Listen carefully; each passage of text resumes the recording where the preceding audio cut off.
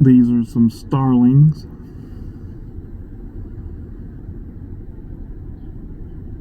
You can always tell a starling is they're the ones that have the bright yellow eyes.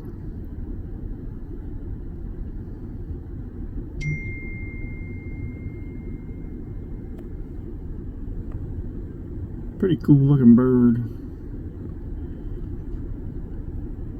A lot of iridescence on them, like purples and greens, but they're basically just a blackbird.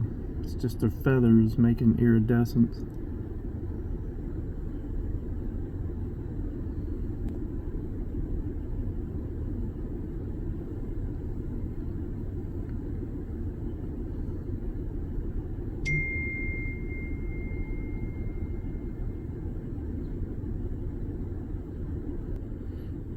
They knocked the bird feeder over and it dumped out all the bird seed. Probably a squirrel. I bet you a squirrel did that.